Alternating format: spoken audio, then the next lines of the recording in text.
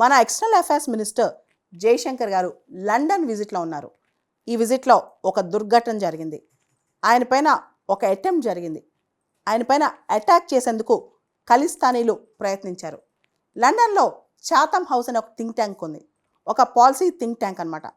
అక్కడ ఒక మీటింగ్కి ఆయన అటెండ్ అయ్యి బయటకు వస్తున్నప్పుడు ఆయన చుట్టూ చేరి ఆయన కార్ని కాన్వాయ్ని అడ్డుకొని నిరసనలు ప్రదర్శించి ఇండియన్ ఫ్లాగ్ని టీయర్ చేసేసి గోలగోల చేశారు ఖలిస్తానీలు. ఇనీషియల్గా యూకే పోలీసులు ఏమీ చేయలేకపోయారు.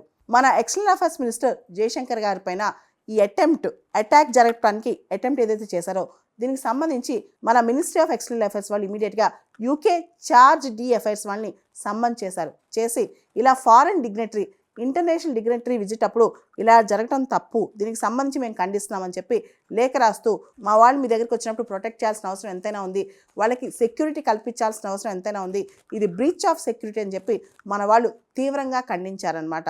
దీనికి సంబంధించి అసలు ఇంత బ్రీచ్ ఎలా జరిగింది, సెక్యూరిటీ వయోలేషన్ ఎందుకు జరిగింది, యూకే పోలీసులు ఇమీడియట్గా ఎందుకు రెస్పాండ్ అవ్వలేదు అనే దాని మీద తీవ్ర చర్చ జరుగుతుంది. ఇది పక్కన పెడితే ఖలిస్తాన్కి సంబంధించి మనం చూస్తే కనుక యూకే, కెనడా, అమెరికా, ఆస్ట్రేలియా ఇలాంటి ప్లేసెస్లో మన ఇండియన్ ఫ్లాగ్ని టీర్ ఆఫ్ చేయటం, మన టెంపుల్స్ని అటాక్ చేయటం ఇలా చాలా చోట్ల చేస్తున్నారనమాట. ఓవరాల్గా ఈ ఖలిస్తానీ సింపథైజర్స్ చాలామంది కెనడాలో, అమెరికాలో, యూకేలో, ఆస్ట్రేలియాలో ఇలాంటి ఘటనలకు పాల్పడుతున్నారు. ముఖ్యంగా మన ఎక్స్టర్నల్ అఫైర్స్ మినిస్టర్ విజిట్ టైంలో ఇలా జరగటం ఇది చాలా పెద్ద సెక్యూరిటీ బ్రీచ్ అనే మనం భావించాలి. ఇక్కడ మనం గమనిస్తే కనుక ఖలిస్తాన్ ఉద్యమానికి కెనడాలో చాలామంది సింపథైజర్స్ ఉన్నారు. ఇన్ఫ్యాక్ట్ కెనడా పాలిటిక్స్లో కూడా ఈ ఉద్యమం ఒక భాగం అయిపోయిందనమాట. అంటే ఈ ఉద్యమంతో అక్కడ ఓట్ బ్యాంక్ తెచ్చుకోవాలని పాలిటిక్స్ చేయాలని చూస్తున్నారనమాట. దీనికి సంబంధించి నిర్జర హత్య కానీ అమెరికాలో కూడా మనం చూస్తే కనుక ఖలిస్తానీ మూమెంట్కి కొంత సింపతి ఉన్నమాట నిజమే.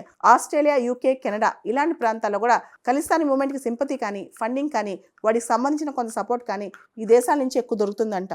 భారతదేశం యొక్క ఎక్స్టర్నల్ అఫైర్స్ మినిస్టర్ పైన జరిగిన ఈ అటెంప్ట్ అనేది ఏదైతే అటాక్ చేయడానికి అటెంప్ట్ చేశారో దీనికి సంబంధించి యూకే ఫారెన్ ఆఫీస్ వాళ్ళు కూడా దీన్ని కండెమ్ చేశారు.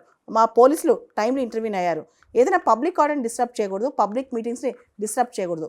రైట్ టు ప్రొటెస్ట్ ఎక్కడైనా ఉంటుంది, కానీ పబ్లిక్ ఆర్డర్ని, పబ్లిక్ మీటింగ్స్ని డిస్టర్బ్ చేయకూడదని చెప్పి యూకే ఫారెన్ ఆఫీస్ కూడా దీన్ని చాలా ఖండించిందనమాట.